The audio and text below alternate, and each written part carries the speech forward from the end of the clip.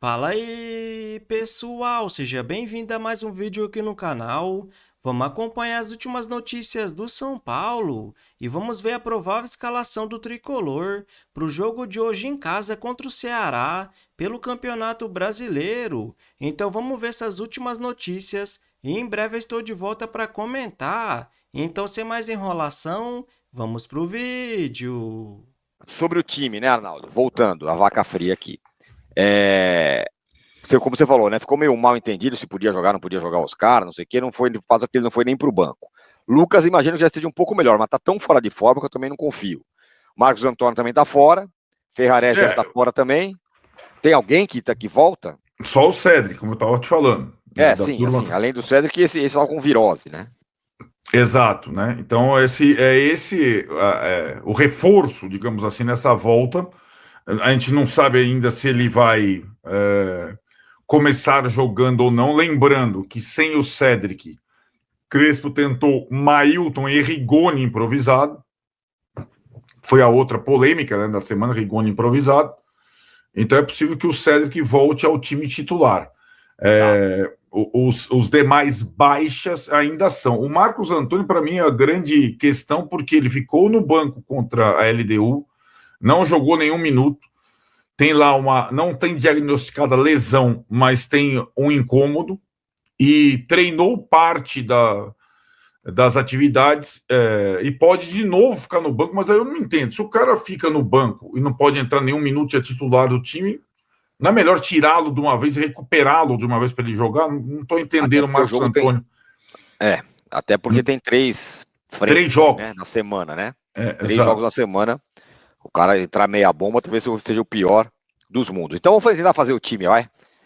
Eu sei que não tem grandes novidades. Eu imagino que não tenha. Eu acho que o Cedric pode começar. No outro lado, Enzo ou Wendel. O Wendel está mais descansado. Mas no trio de defesa não pode ter o Tolói? Pode ter o Tolói e sair um dos outros três, embora eu acho que contra a LDU, Arboleda e Sabino não foram mal, né? Aí é a questão do. O Alan Franco vem com algumas dores e tal, mas o Tolói pode ser uma das novidades.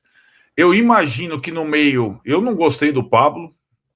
Aí começa uma situação mais complexa, porque alguns jogadores estão mais diretamente ligados à eliminação. Bobadilha é um deles, Luciano é outro, Rigoni é outro. Né? A questão emocional por um jogo em casa depois disso. Então, eu acho que do meio para frente passa muito também pela avaliação do Crespo sobre a situação desses caras. Né?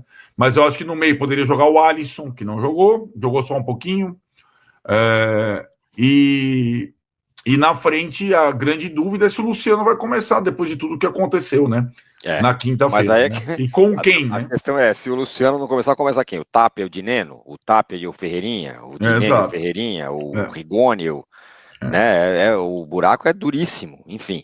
Exato. Muito bem, E mas além, assim... e você falou das três partidas, só rememorando aí a lista de pendurados do São Paulo para esse jogo: Alan Franco, Arboleda, Rafael, Ferrarese, Pablo Maia, Rodriguinho, Sabino e o Mike, que é da base. Então tem bastante gente, sobretudo zagueiros pendurados. Puta, às vezes dá vontade até de tentar forçar um cartão para não estar desfalcado contra o Palmeiras, né? Eu acho que o Crespo, como o jogo com o Fortaleza é quinta à noite e o Palmeiras é 4 da tarde no domingo, o intervalo é pequeniníssimo, ele vai ter que, entre Fortaleza e Palmeiras, revezar um pouco o time, senão não vai dar. Concordo, é isso mesmo. Muito bem, vamos lá.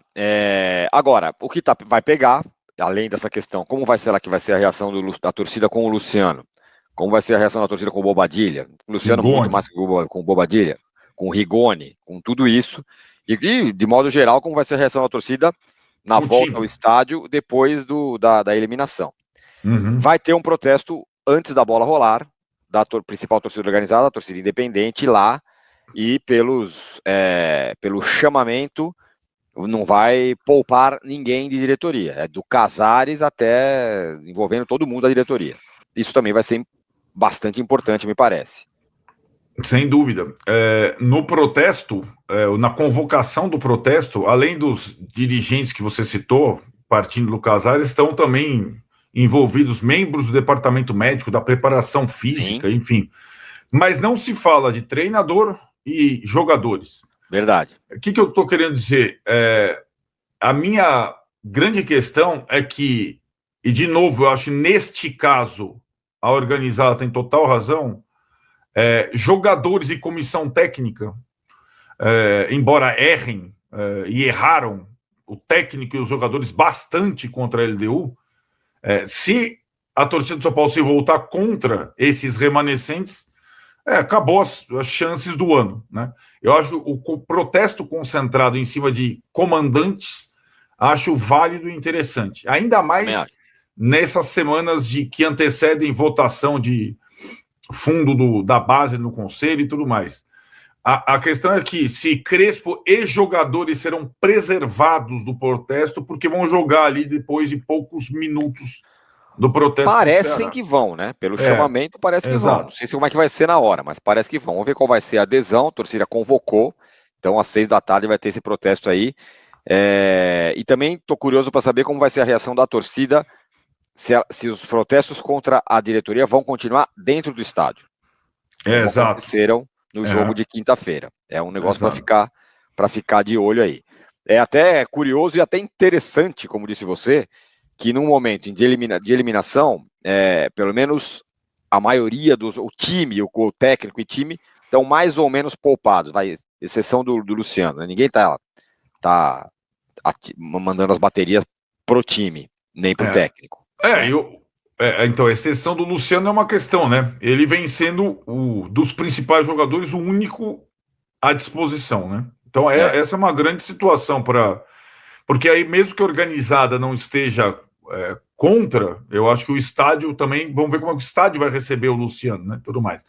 Isso se tivermos público no estádio, né? A probabilidade da pior arrecadação e participação de público em 2025 no estádio de São Paulo é real, né? Porque o pior público foi contra a Ponte Preta no Paulistão, 22 mil pessoas. Veremos se o São Paulo consegue superar essa marca contra o Ceará nesse ambiente todo. Não deve ter tanta torcida, não. A ressaca tá grande, a torcida tá muito desiludida, assim. Veremos. O que mais? É isso, né? O Ceará vem inteiro, o Ceará como vem? Praticamente inteiro. Jogou no dia 20 de setembro contra o Bahia, último jogo. Estava muito desfalcado, conseguiu recuperar todos os jogadores praticamente. Pedro Raul, joga o Galeano, que era do São Paulo. Tá praticamente o time completo, só o Ailon que está suspenso. E para não ficar só nessas situações, a gente vai ter que prestar um pouquinho de atenção também na arbitragem. Porque, quem? Nossa Senhora. Ele, Bruno Arleu Araújo. Puta!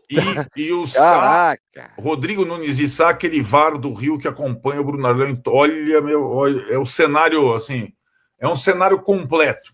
Quero falar agora sobre o São Paulo, mais especificamente de Luciano. O atacante virou vilão do torcedor do São Paulo. Logo, o Luciano, que colecionou durante bastante tempo o status de ídolo do mesmo torcedor são paulino.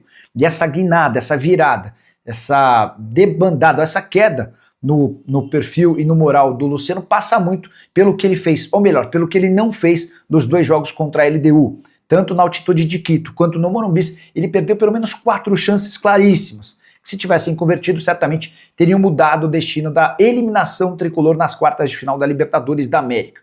Luciano perdeu gols muito feitos. E isso irritou demais o torcedor. Nas redes sociais, uma enxurrada de críticas. Para piorar, o Miller, que já foi jogador do São Paulo e ídolo do torcedor, escancarou a realidade, na opinião dele, a respeito do Luciano, afirmando que o Luciano não tem nível para ser ídolo do torcedor do São Paulo, jogador de qualidade bastante discutível. Temporada do Luciano de 44 jogos, 11 gols e 6 assistências. Jogador de 32 anos de idade que não marca 12 partidas. É o maior jejum de gols da carreira dele, a última vez que ele balançou as redes em 24 de julho contra o Juventude. O contrato do Luciano se encerra em dezembro de 2026, ele ganha R$600 mil por mês. Pergunta que eu deixo para você. Em caso de boa proposta, você venderia o Luciano? Sim ou não? Já usa o espaço para comentário e registra a sua opinião. Vale a lembrança de que o Luciano foi alvo do Damak, da Arábia Saudita, mas optou por permanecer no tricolor. Então vamos comentar sobre essas últimas notícias do São Paulo. E o tricolor volta a campo hoje, agora jogando em casa contra o Ceará pelo Campeonato Brasileiro. Mais um jogo muito importante para o São Paulo ganhar os 3 pontos. Até porque após essa eliminação na Libertadores, precisa buscar uma vaga na próxima via Brasileirão. E para esse jogo, o Crespo deve mandar a campo o Rafael no gol, a linha de 3 zagueiros, com Sabino Arboleda e Alan Franco, na esquerda Enzo Dias e na direita volta o Cédric, no meio-campo Pablo Maia, Bobadilla e Rodriguinho e na frente Ferreirinha e Luciano. E para essa partida de hoje, 1 hora antes, deve ter um protesto, né, galera? Contra a diretoria toda do clube. Eu acho muito interessante sim protestar, até porque não dá mais. Faz muito tempo que o São Paulo atravessa essa grave crise financeira e o dirigente praticamente não faz nada para mudar. Do que adianta aprovar o FDIC, não investir em jogadores, se continua trazendo jogadores veteranos que ganham muito, no estilo Oscar, que só do São Paulo ganha mais de 1,5 milhão por mês. E quem está jogando na posição no momento é o Rodriguinho, que ganha 45 mil por mês. Então, na minha visão, já que o São Paulo precisa mudar, tem que parar de trazer jogadores veteranos, como o Luiz Gustavo, o Oscar, sendo que a maioria só vive machucado. Aí alguns comentaristas falam, o São Paulo não investe muito em jogadores, eles estão livres no mercado, que não sei o quê, mas do que adianta? Se no final o São Paulo precisa pagar direito de imagem, salário alto, e no final não compensa. Na minha visão, precisa se investir mais na base. Jogadores como William Gomes, Henrique Carmo, esse sim poderia mudar o São Paulo de patamar. E uma coisa que eu não concordo com alguns comentaristas, quando o William Gomes não jogava com o Zubeldia e agora o Henrique Carmo não jogava com o Hernan Crespo, eles falavam, está certo, tem que dar tempo, é muito jovem, que não sei o quê. Mas o William Gomes é vendido e já joga no Porto. O Matheus Alves e o Henrique Carmo é vendido e já joga no CSKA. Então será mesmo que esses jovens precisam de tanto tempo assim? Outra coisa que eles falam, os treinadores não colocam para jogar, porque senão o presidente já vende. Mas como assim? Quanto mais ele jogar, mais vai valer, né, galera? Então outra coisa que eu não concordo. E pensando em vaga na próxima Libertadores, essa partida de hoje é sim muito importante, porque tanto o Bahia que está à frente, tanto o Fluminense que está atrás, venceram os seus jogos nessa rodada. No momento, o Flamengo lidera com 54 pontos. Em segundo, aparece o Cruzeiro com 50. Em terceiro, o Palmeiras com 49. Em quarto, o Mirassol com 42. Em quinto, o Botafogo. Em sexto, o Bahia, os dois com 40 pontos. Em sétimo, aparece o São Paulo com 35 pontos. Em 24 jogos, o São Paulo venceu 9, empatou 8 e perdeu 7. Em oitavo aparece o Fluminense com 34 pontos. Em nono, o Bragantino. Em décimo, o Grêmio, os dois com 32 pontos. Em 11º, o Vasco da Gama com 30.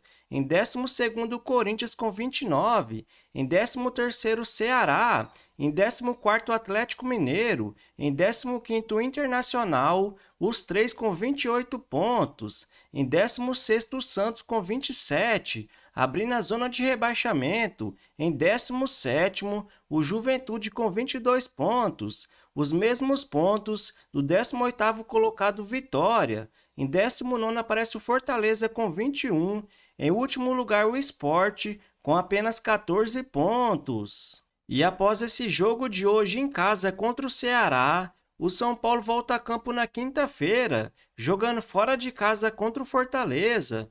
No domingo tem um clássico pela frente, joga em casa contra o Palmeiras. No dia 16, fora de casa contra o Grêmio. No dia 19, fora de casa contra o Mirassol. No dia 25, joga em casa contra o Bahia. No dia 2 de novembro, joga fora de casa contra o Vasco. No dia 5, em casa contra o Flamengo. Então essa é a sequência do São Paulo nos próximos dias. Então se você curtiu o vídeo, deixa seu like, se inscreva no canal e até a próxima!